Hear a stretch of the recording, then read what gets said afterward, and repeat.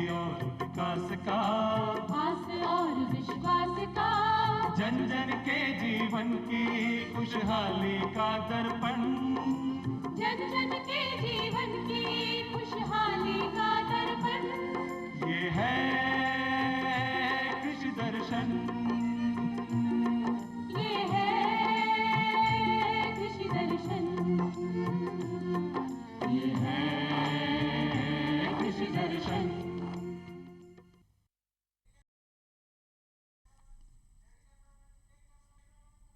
नमस्कार, कृषि दर्शन कार्यक्रम में आप सभी का स्वागत है। किसान साथियों, आज के कार्यक्रम में खास तौर पर हम चर्चा करेंगे संरक्षित खेती पर। किस तरह से आप संरक्षित खेती अपनाकर ज़्यादा से ज़्यादा लाभान्वित हो सकते हैं, ज़्यादा से ज़्यादा उत्पादन में बढ़ोतरी कर सकते हैं। संरक्षित खेती की वो एक नई अवधारणा है जिसमें उपलब्ध संसाधनों का अधिकतम कुशलतम उपयोग करके आप न सिर्फ लागत में कमी कर सकते हैं बल्कि आप उत्पादन में और अपने मुनाफे में भी बढ़ोतरी कर सकते हैं। संरक्षित खेती क्या है, किस तरह से आप इसे खेती में काम में ले सकते हैं, आप इसे कैसे समझें, इस पर विस्तार से जानकारी देने के लिए स्टूडियो में मौजूद हैं विशेषज्ञ। आइए आपको मिलवाते हैं। आज के कार्यक्रम में हमारे साथ है डॉक्टर अरविंद कुमार यादव। आप असिस्टेंट प्रोफेसर हैं जोबनेर कृषि विश्वविद्यालय जयपुर में। सर, कार्यक्रम में आपका बहुत बहुत स्वागत है। धन्यवाद। तो किसान साथियों, सबसे पहले हम आपसे इस विषय पर चर्चा करें। आपको फ़ोन नंबर बता देते हैं। अगर आपकी कृषि संबंधी कोई समस्या है तो आप हमें फ़ोन कर सकते हैं। हमारे फ़ोन नंबर है 27040998 और दूसरा नंबर है 27040999। माफ़ कीजिए, दोबारा रिपीट करती हूँ, 27040999 और जयपुर का STD कोड है 0141। जब आप फ़ोन करें तो टीवी की आवाज़ धीमी रखें ताकि हम आपको स्पष्ट रूप से सुन सकें। तो डॉक्टर अरविंद, हम यही जानना चाहेंगे कि संरक्षित खेती एक नई अवधारणा है किसानों के लिए, क्योंकि किसान अक्सर ऐसा कहा जाता है कि इस जो नई अवधारणा है इसमें जुताई नहीं करनी होती, जबकि हमारे जो किसान हैं वो अक्सर फसल की कटाई के बाद जैसे ही खेत खाली होता है तो जुताई करने की एक परंपरा सी हो गई है। तो ये अवधारणा क्या है, किसान साथी इसको कैसे समझें? जैसा कि संरक्षित खेती के शब्द से ही संरक्षण है, तो हमें संरक्षित खेती में हमारा जो उद्देश्य है कि हमें हमारे जो प्राकृतिक संसाधन है, जल, वायु और मृदा, इनको संरक्षण करते हुए हमें अधिक उत्पादन लाना है, हमारी लागत में कमी लाना है, जिससे कि आने वाली जो भावी पीढ़ियां हैं वो भी अच्छा उत्पादन ले सके और अपना यहाँ सर्वाइव कर सके। तो संरक्षित खेती के 3 प्रमुख सिद्धांत हैं जिन पे यह आधारित है। फर्स्ट कहें या प्रथम जो सिद्धांत है कि बिना जुताई की खेती। इसमें हम किसी तरह का हैरो नहीं चलाएंगे, कोई कल्टीवेटर नहीं चलाएंगे, किसी तरह का पाटा नहीं चलाना है, हमें इसमें सिर्फ बिजाई करनी है फसल की। दूसरा सिद्धांत इसमें है कि हमारी जो भूमि है उसको हमें नग्न नहीं छोड़ना, उसको ढक के रखना है। ढक के वो हम फसल से भी ढक के रख सकते हैं या फिर फसल अवशेषों से उसको ढक के रखना। तीसरा है एक उचित फसल चक्र। फसल चक्र हमें लेना है, वहाँ की जो लोकल कंडीशन है, परिस्थितियाँ हैं, उसके अनुसार हमें फसल चक्र का चुनाव करना है। लेकिन एक बात हम देखते हैं डॉक्टर अरविंद की किसानों में अक्सर ये भ्रांति समझ लीजिए या एक परंपरा सी है कि जुताई तो करनी ही है और जुताई नहीं करेंगे तो खेत जो है वो बंजर हो जाएगा, जो भी हम फसल लेंगे अगली उसका उत्पादन कहीं ना कहीं प्रभावित होगा, ऐसा मानना है। तो क्या इसमें बदलाव करने की ज़रूरत है? सोच में क्या फ़ायदा होगा उनको इससे? ये इसी में ये किसानों की सोच है, या किसान ने सदियों से इस तरह का देखा है, तो उसके दिमाग में एक नई सोच लानी है कि हमें बिना जुताई के भी खेती कर सकते हैं। जुताई करके हमने हमारी ज़मीन को एक तरीके से कहीं बिगाड़ दिया है या उसको जो स्वास्थ्य है उसको ख़राब कर दिया है कि आज ज़मीन की भौतिक रासायनिक जो संरचनाएं ख़राब हो रही है, जल भराव की समस्या आ जाती है ज़मीन में, पानी नीचे की तरफ नहीं जाता, मृदा में जो पोषक तत्व उपलब्ध कराने की क्षमता है वो कम हो रही है। तो इसके सबके पीछे कहीं ना कहीं एक कारण जुताई भी है। तो अगर अब हम इसको हमारे विचार को चेंज करके हम जुताई करें, जुताई ना करें और बिजाई करें, तो हम हमारी ज़मीन को एक प्राकृतिक जुताई कहें जिसको, कि जो हमारी फसलें करती हैं, वो प्राकृतिक जुताई करके भी अच्छी फसल ले सकते हैं।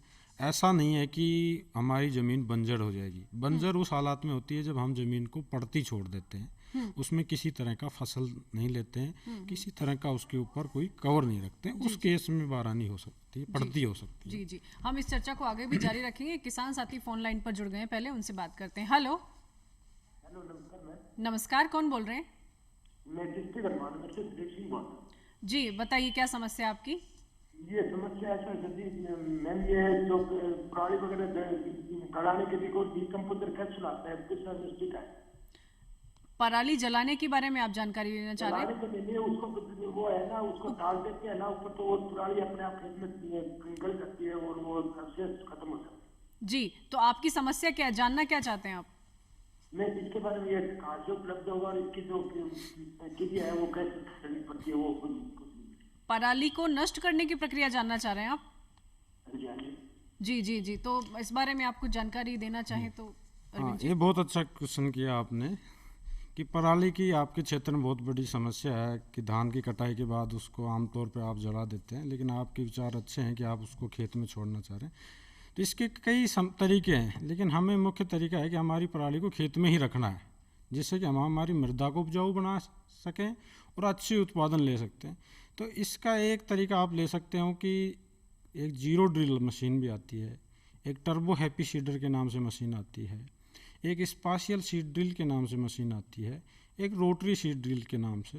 तो इनमें से कोई भी मशीन आप चयन कर सकते हैं और उस पराली के अंदर ही आप उस पराली के अंदर ही जो दूसरी फसल ले रहे हैं, आप गेहूं ले रहे हैं या कोई और दाल वाली फसल ले रहे हैं, उसकी सीधी बिजाई कर दें उसी में। आप एक तो तरीका ये है, ये बहुत अच्छा तरीका है आपका कि वहीं की वहीं इस आप तरीके को कई किसान अपना रहे हैं। अगर हम भारत की बात करें तो कहीं अपना भारत रहे हैं? में ये हमारे जो पंजाब, हरियाणा, उत्तर प्रदेश, बिहार और कर्नाटक, वहाँ बहुते क्षेत्रों में इसको किसान अपना रहे हैं और वो आमतौर पर इसमें गेहूं की सीधी बिजाई कर रहे हैं, सरसों की सीधी बिजाई कर रहे हैं, चने की सीधी बिजाई कर रहे हैं उसी के अंदर। तो उसी के क्या अंदर इससे मशरूम कर लागत रहे पे असर पड़ेगा? जैसे जो मशीनों का आप जिक्र कर रहे हैं वो मशीनें जाहिर सी बात है एक आम और छोटे किसान के लिए वो बहुत महंगी हो सकती हैं, तो क्या लागत पे असर पड़ेगा इससे? हैं। हाँ, शुरुआत में मशीन की लागत है, लेकिन उसके साथ साथ आपकी लागत घटेगी। आप बिजाई के टाइम ही प्रति हेक्टेयर कम से कम 5,000 रुपये बिजाई के टाइम ही बचत कर लेंगे। जी जी तो ये बहुत बड़ी बचत होती है किसान के लिए, 5,000 रुपये की बचत। दूसरा जो हम बात कर रहे थे, किसान भाई कह रहे थे कि उसको गलाने का, गलाने के लिए आजकल डीकम्पोजर्स आ रहे हैं। ये डीकम्पोजर्स आप हमारे संस्थान हैं, यूनिवर्सिटीज़ हैं, ICR है, ये जो ऑर्गेनिक फार्म के फरीदाबाद सेंटर हैं, वहाँ से आप आसानी से खरीद और सकते अगर हैं। इसकी अधिक जानकारी है तो हनुमानगढ़ में जो कृषि विज्ञान केंद्र हैं हर जिले में है, ये तो वहाँ से भी जानकारी हाँ, ले सकते हैं किसान साथी। हाँ, नज़दीकी बिल्कुल। सुपरवाइजर बिल्कुल सहायक कृषि बिल्कुल, अनुसंधान तो वहाँ से अधिकारी भी वो जानकारी ले सकते हैं। एक और किसान साथी हमारे साथ जुड़ गए हैं। हेलो, लगता है किसी तकनीकी खामी की वजह से हम सुन नहीं पा रहे उनकी आवाज़। हम संरक्षित खेती पर ही आगे चर्चा करेंगे। जैसे एक तो बात हुई कि लागत में कमी आएगी, दूसरा हम देखते हैं कि राजस्थान के परिप्रेक्ष्य में अगर हम बात करें तो राजस्थान में पानी की हमेशा कमी रहती है। तो क्या इस तरह की तकनीक अपनाने से कम पानी में भी उत्पादन लिया जा सकेगा फसलों का? हाँ, संरक्षित खेती में जो मैंने शुरुआत में बताया कि हमारा एक उद्देश्य है संरक्षण करना, तो उसमें एक हमारा जल भी एक बिल्कुल महत्वपूर्ण प्राकृतिक संसाधन है। तो इसमें हम जल की भी बचत करते हैं। बचत कैसे होती है इसमें कि हम ज़मीन को कवर रख रहे हैं, तो वहाँ जो हमारे पानी का लॉस हो रहा है, जिसको हम इवापोरेशन, वाष्पीकरण कहते हैं, वो नुकसान कम होता है इसमें। हम उसको कवर रख रहे हैं, तो हम कहीं ना कहीं 1 या 2 इरिगेशन सिंचाई की बचत कर सकते हैं इसमें। जी जी, आसानी तो से। कहने का मतलब है कि संरक्षित खेती के जितने भी तरीके हैं, जुताई नहीं करना, फसल चक्र अपनाना, दूसरा जमीन को कवर करके रखना, ढक के रखना, ये सभी वो तरीके हैं जो जमीन की उर्वरा शक्ति को बढ़ा सकते हैं। लागत में कमी होगी और खास तौर पर उत्पादन बढ़ेगा तो जाहिर सी बात है मुनाफा भी बढ़ेगा। और एक ये ऐसी तकनीक है जो मृदा स्वास्थ्य को बेहतर करने में एक बहुत अहम कदम हो सकती है। एक और बात हम जानना चाहेंगे, जैसे बहुत सारे ऐसे रसायन इस्तेमाल होते हैं खेती में, चाहे वो कीटों को कंट्रोल करना हो या फिर खरपतवार का प्रबंधन करना हो या उसे नियंत्रण करना हो, तो कहीं ना कहीं रसायनों का प्रयोग होता है। तो क्या उससे भी जमीन का स्वास्थ्य खराब होता है, खासकर खरपतवार प्रबंधन के संबंध में हम बात करें तो? हाँ, जब भी हम खरपतवार प्रबंधन करते हैं तो आजकल आमतौर पर किसान खरपतवार नाशियों का उपयोग कर रहे हैं, तो वो कहीं ना कहीं हमारे मृदा स्वास्थ्य को प्रभावित करते हैं। लेकिन अगर संरक्षण खेती के साथ जा रहे हैं हम, तो खरपतवारों को भी कंट्रोल करें या उनको सीमित करने में संरक्षण खेती अपना अहम योगदान देती है। क्योंकि संरक्षण खेती में हम कवर कर रहे हैं, मिट्टी को कवर कर रहे हैं, तो जो खरपतवारों के बीज हैं वो उग नहीं पाते हैं। उनको जब तक सनलाइट नहीं मिलेगी, उग नहीं पाते, तो उनकी संख्या कम रहती कम है हो जाएगी। साधारणतः जो हम परंपरागत खेती कर रहे हैं जुताई से। दूसरा हम बात करें खरपतवार प्रबंधन की, क्योंकि हमें कहीं ना कहीं नए तरीके अपनाने होंगे अगर हमें खेती के उत्पादन को बढ़ाना है, या फिर हमें कहीं ना कहीं जो संसाधन है उनका अधिकतम उपयोग करना है। तो खरपतवार प्रबंधन में भी कई बार कुछ तरीके ऐसे हैं जो किसान साथी नहीं अपनाते हैं, तो क्या बेहतर तरीका होना चाहिए खरपतवार प्रबंधन का, वो भी हम आपसे जानना चाहेंगे। पहले किसान साथी से हम बात करते हैं। Hello hello hello. जी नमस्कार, कौन बोल रहे हैं? हाँ महुआ से बोल रहे हैं मैडम, अपने दौसा महुआ। जी जी, नाम बताएं सर। ये जो खौर जमीन होती है ना, सर अपना नाम बताएं। जेपी शर्मा जगदीश। जी जी जगदीश जी बताएं। मैडम जी, ये जो खौर जमीन होती है, जो उसमें बिल्कुल घास भी नहीं होती है, कभी कभी घास भी जल जाती है, जैसे खौर जमीन होती है। जी जिसमें आप कुछ किसी ना कुछ पैदा आप होती है। रसायन की बात कर रहे हैं ना? हाँ। जी तो ये क्या है मैडम, अगर उसको ऊपर दूसरी मिट्टी डालें तो वो कुछ मतलब पैदावार जो करते हैं, वो सब्जी उगाना या फसल करना, वो सब हो जाता है क्या? जी, आप ऐसे रसायन के बारे में पूछ रहे हैं जिससे जमीन का स्वास्थ्य खराब होता है या नहीं होता है। तो हम पूरा प्रोग्राम आप देखिए, हम कार्यक्रम में यही चर्चा कर रहे हैं कि क्या इस तरह की रसायन जो है वो जमीन का स्वास्थ्य बिगाड़ते हैं। सर इस बारे में आप क्या कहेंगे? जो रसायन है आप डालेंगे, वो उनमें एक प्रकार का रसायन है, वो रसायन मृदा में जाएगा। मृदा में भी उसके कई तरह के रसायन होते हैं उसकी संरचना में, वो उनके साथ किसी न किसी तरह रिएक्शन करके वो उसकी जो उसका जो अम्लता है या क्षारीयता है या जो नॉर्मल मृदा है, तो वो उसके साथ क्रिया करके कहीं ना कहीं उसको बदलेगा, और उसमें वहाँ जो आपके जैविक हैं, जो फंजाई हैं, बैक्टीरिया हैं या अर्थवर्म जो हैं, उनको भी प्रभावित करते हैं, जिससे उनकी जो गति है या वो कम हो जाती है। जी, उससे भी मृदा पे तो कहीं ना कहीं रसायनों का असर मृदा पे पड़ता ही है, जो कि आने वाली फसल के उत्पादन पर भी पड़ सकता है। हम खरपतवार प्रबंधन की बात कर रहे थे सर, तो क्या तरीके हों, जो सही तरीके हों खरपतवार प्रबंधन करने के, वो क्या हो सकते हैं? हाँ, हम आज के ज़माने में किसान खरपतवार प्रबंधन के लिए खरपतवार नाशियों पे निर्भर है। तो उसमें कुछ मैंने जो खामियां देखी हैं, किसान कुछ गलतियां कर जाता है, जिसकी वजह से आज उनका प्रभावी नियंत्रण नहीं होता, उसकी वजह से उसकी लागत बढ़ जाती है, और कहीं ना कहीं आगे जाके जो खरपतवारों में प्रतिरोधक क्षमता आ जाती है। तो इसको सही किसान ही कर सकता है कि सही तरीका अपनाए। इसके लिए वो अपने फसल में कि किस तरह का खरपतवार है, उसके लिए वो सुबह शाम उसमें घूमे, देखे कि किस तरह का खरपतवार है, चौड़ी पत्ती का खरपतवार है, सकरी पत्ती का है, पहचान करे। उसके आधार पे अपनी डोज वो खरपतवार नाशी का चयन करे। खरपतवार नाशी भी अच्छा जगह से ले, जहाँ रिलायबल सोर्स हो, अच्छी क्वालिटी का, अच्छी कंपनी का ले। उसके बाद उसकी सही जो मात्रा बताई गई है, जो आपके नज़दीकी आप केवीके से भी ले सकते हैं, आपके इस मात्रा पर एक विशेष जानकारी हम लेंगे। कई बार मात्रा किसान साथी ज़्यादा इस्तेमाल कर लेते हैं, तो उस पर हम चर्चा करेंगे। पहले किसान साथी से बात करते हैं। हेलो हेलो हेलो जी, कौन बोल रहे हैं? मोहन राम सर। जी मोहन राम जी, पहले अपने टीवी की आवाज़ धीमी करिए आप, और फिर अपना प्रश्न पूछिए। आपका धीमी है। जी जी, अब पूछिए अपना सवाल। आप जोधपुर से बोल रहे हैं? हाँ, जो तुम बोलो सीना में कहीं ना करो सर। क्या पूछा आपने, दोबारा पूछिए एक बार। हमारे सीना की बवई जरूरी है, कहीं ना करो सर खुराक में। हम समझ नहीं पा रहे कौन सी, कहीं ना करो सर खुराक। आप कौन सी फसल के बारे में जानना चाह रहे हैं? चीना चीना चीना क्या होता है सर? चीना क्विनोआ कुछ अपनी होता है सर। चना, अच्छा चने के हाँ, बारे में, चने के ओके, बारे में। चने के, अच्छा चीना आप अपने, अच्छा वो लोकल भाषा में आप बोल रहे हैं। चने के बारे में आप इस वक्त चने में आप क्या क्या कोई समस्या आ रही है आपको? इतना लाभ पड़ता है जी, इस वक्त सर चने में एक जो पीलापन है वो भी है, फली छेदक भी कीट आ रहा है, तो उसमें क्या कर सकते हैं इस वक्त चने? इस टाइम चने में किसान भाई एक देख रहे होंगे कि ऊपर से पौधा मुरझा रहा होगा, बिल्कुल। हाँ, जिसको हम आम भाषा में उखटा या विल्ट बोलते हैं। जी, तो इसके लिए इससे बहुत गंभीर समस्या हो जाता है। इसमें पौधे सूख जाते हैं। 2 अवस्था पे आता है, एक प्रारंभिक अवस्था पर, एक जब फूल आएंगे तब भी आता है। तो इसके लिए किसान का सही है कि वो अपने सही फसल चक्कर का चुनाव करे। लगातार एक ही फसल चना उस खेत में ना उगाए, उसका तो सही। अभी अभी क्या कर सकते हैं सर, जो खड़ी फसल में अगर कोई समस्या है तो? खड़ी फसल में अभी किसान उसमें जो भी पौधे हैं उनको उखाड़ दें और उनको खेत से बाहर जला दें। वो संक्रमण से फैलेगा? संक्रमण से फैलेगा नहीं फिर उसका। जी जी जी जी। हम सर जो मात्रा की आप बात कर रहे थे कि खरपतवार प्रबंधन में जो मात्रा इस्तेमाल करते हैं, कई बार ऐसा होता है कि जो मात्रा बताई जाती है उससे ज़्यादा ही किसान साथी इस्तेमाल करते हैं, कि ज़्यादा कर लेते हैं ताकि ज़्यादा जल्दी असर हो जाएगा। तो ये क्या है, इसकी इस भ्रांति को कैसे हाँ, समझाएंगे? ये दोनों तरह से नुकसान होता है कि अगर ज़्यादा मात्रा लेता है किसान और कम मात्रा लेगा तो किसान उससे कि उसका प्रभावी नियंत्रण नहीं होगा, कहीं ना कहीं खरपतवार छूट जाएंगे और वो आगे जाके अपने अंदर ऐसी प्रतिरोधक क्षमता ले आएंगे। और अधिक मात्रा डाल लेता है तो वो आपकी फसल को कहीं ना कहीं नुकसान कर देते थे दोनों। इसलिए उचित जो मात्रा वो बहुत ही ज़रूरी है। तो उचित मात्रा वो अपने नज़दीकी कृषि विभाग से या जो कृषि जो भी विज्ञान केंद्र सिफारिश से की गई है उसके सिफारिश की गई है जी, उसके जी। हिसाब से जी, डालें। एक और किसान साथी हमारे साथ जुड़ गए हैं अभी। Hello hello. हेलो हेलो, हाँ जी, कौन बोल रहे हैं? मैं प्रेम बोलता हूँ। हेलो, हेलो, कौन बोल रहे हैं?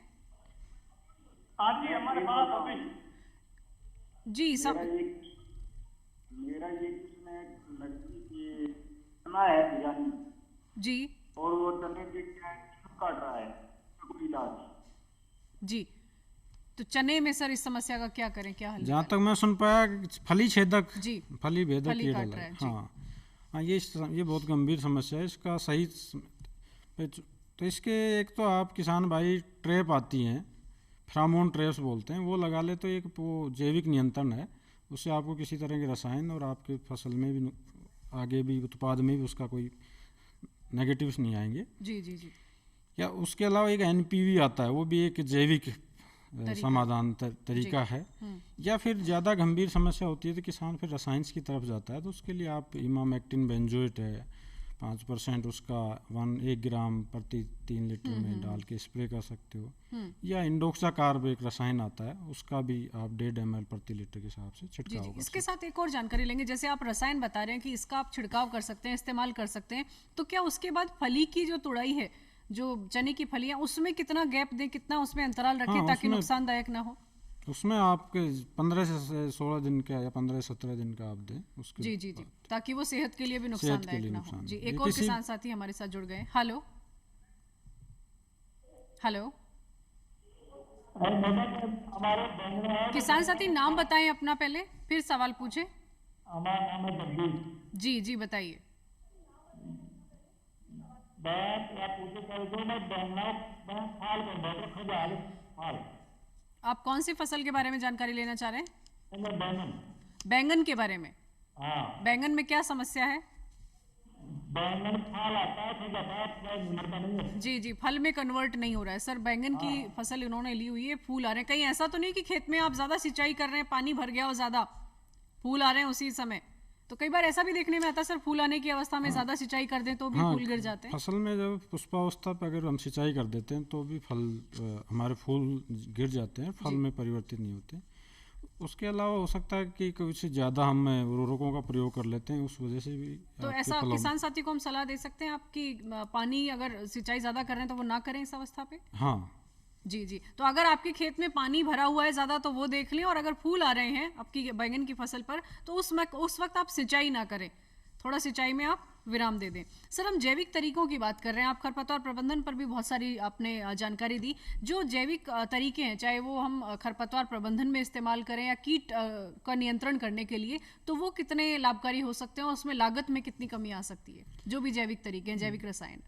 हाँ, जैविक जो खेती की बात करते हैं या जैविक प्रबंधन की बात करते हैं, जैविक प्रबंधन एक ऐसी विचारधारा है जिसमें हम अपने ही फार्म पे ही उसका प्रबंधन करके ही हम फसल उत्पादन लेते हैं। उन भारी जो इनपुट हैं उन पे हम कम निर्भर रहते हैं।